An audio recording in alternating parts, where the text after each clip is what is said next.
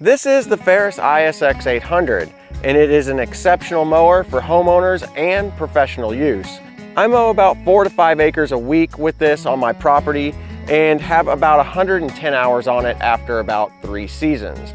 So I want to go over what I do and don't like and some of the technical specs of this mower. Let's go ahead and let's get into it. Now, the ISX800 was the first one in the Ferris lineup that came with the forefront suspension, and that's the 4-bar linkage that you see up front here, and the upper bar and lower bar. They're specifically designed to keep these casters vertical during rough terrain. And I can attest, on my property, I have very, very rough terrain, and I've had nothing but good results from this linkage system. I haven't had any issues with maintenance or anything like that. It's been solid the entire time that I've used it.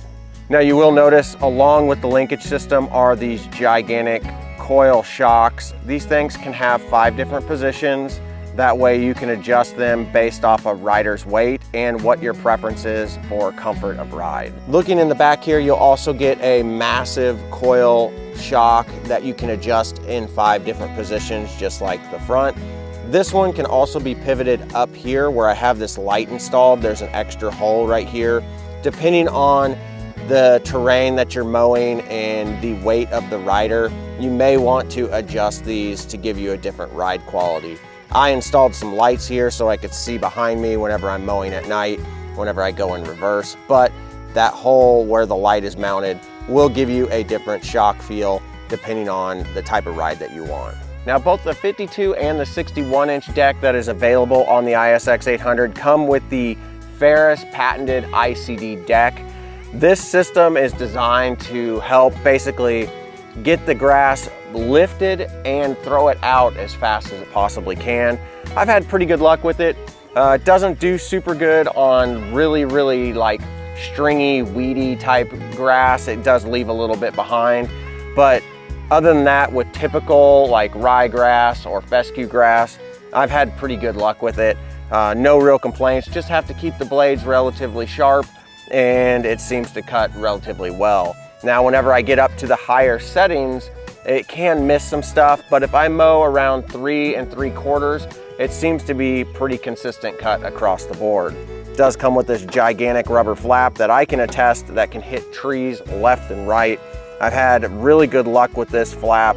I was worried that whenever I first got it, that it was going to actually just like break on me, but this thing is super thick, super durable, and I've had no problems with it at all. Along with an extremely thick steel deck, you are going to get these casters that will prevent you from scalping the yard whenever you're going over uneven terrain. There's going to be 4 of them on this 61-inch deck. I believe the 52-inch deck also has 4 casters to prevent scalping, and they've held up really well. As you can see, there's some grooves in them and gouges, so I've definitely ran into quite a bit of stuff with them, and I've never had any issues with scalping in my yard.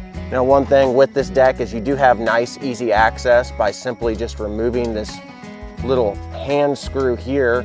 You can get to this foot pan, and what this will allow you to do is get access to the 2-belt system that is on this mower. Now, the 2-belt system, from what I understand, is only available on the ISX800 and up. And this is just designed to basically help longevity of the belts. I've owned this for about 110 hours, 3 seasons, and my belts still look really nice. But with this foot pan off, you have access to grease points. There's going to be 11 of them across this mower, with probably about 4 or 5 of them on the deck itself. The spindles that are on here are going to be 1-inch spindles, so they're really strong, really solid. You don't have to worry about breaking them if you run into something. Definitely a very durable deck. Now, I haven't had any issues with the mower with vibration or anything like that. I think these spindles and the pulley system are really rock solid on this mower. I can't speak for somebody who would put more hours on it than what I have, but with 110 hours on it, I haven't had any issues with this belt system, the pulley system, or the spindles themselves.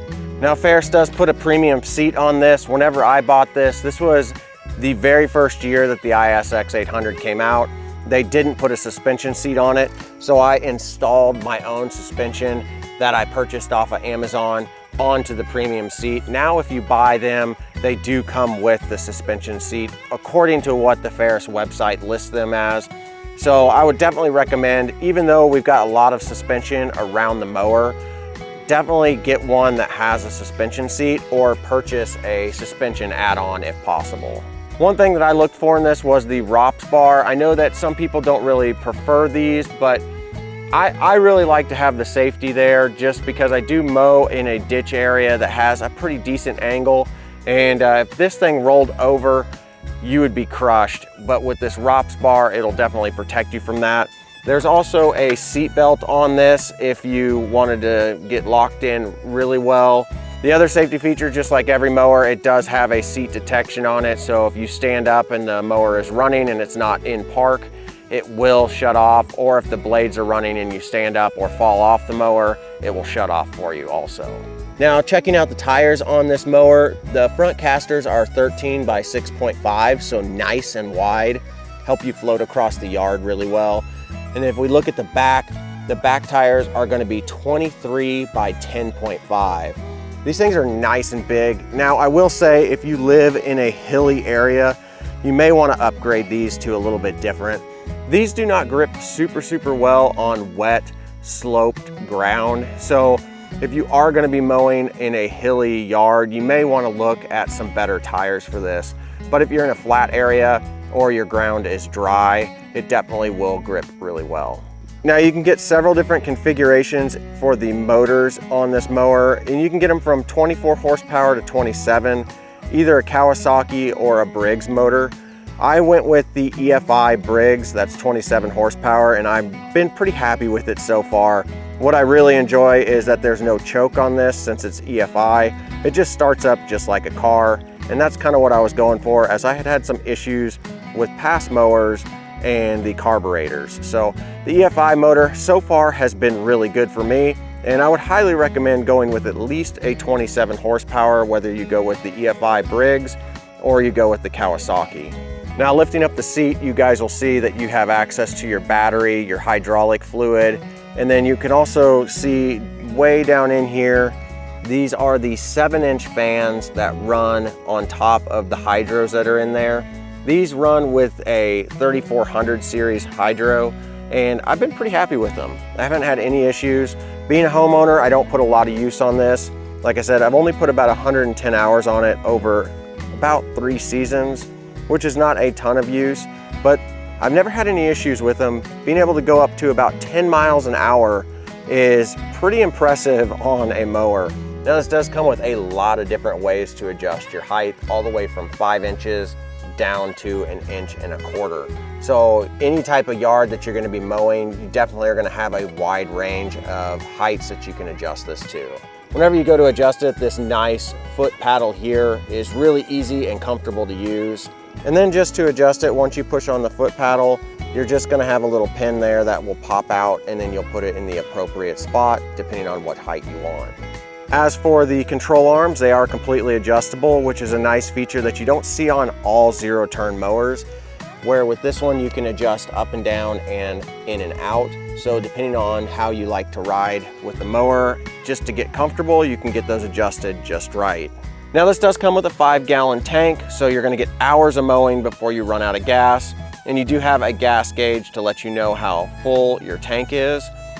The one thing I really like about this is that this opening is gigantic to fill up your mower, so you don't have to worry about spilling or losing any fuel. And if you do spill over any fuel, it does have a little opening right here where it'll just kind of run down in this area. Now, it does come with a cup holder, but the cup holder honestly is kind of useless unless you're mowing concrete, because everything bounces out of there. You'd have to be on an amazingly smooth yard for this to even function. So there you go. That is the general look at the Ferris ISX800. And I have been very impressed. For the 3 seasons that I've owned this as a homeowner and just mowing my own property, I would not go with any other mower. I would definitely buy this one again in a heartbeat. The only things that I've had to do to this mower are yearly maintenance, and that's greasing and oiling, changing the oil, the spark plugs, and the air filter. and then of course sharpening the blades. But other than that, I've had really good luck with this. It starts up every single time, no hesitation. Even in cold weather, I've started it up in the middle of winter just to make sure that it would start up just fine, and I've had no issues. So far, the 3 seasons that I've had it, I haven't had to change out the battery, and I've been running this light system on here, and it's been really successful. So I did install a front light, roll bar lights, and some rear lights to get 360-degree lighting on this mower, and it's really nice. So whenever it's super hot out in summer, I can wait till the evening as the sun's setting, and I don't have to worry about rushing around to get my mowing done. These lights have held up really well, and the mower doesn't seem to be affected by them at all. There's even a spot on the control panel where you can actually install a light switch, and that's what I wound up doing. Now, if you go check out the Ferris website, there are several accessories you can get. You can purchase a jack that will help you jack up the mower to sharpen your blades, that will attach to the front. They do have a bagging system that you can purchase for it, and there are a few other accessories like a towing hitch and a lighting package that you can purchase.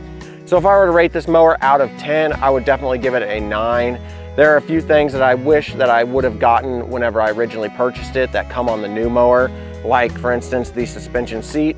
I wish I would have gotten a factory suspension seat, but this aftermarket one seems to work just fine.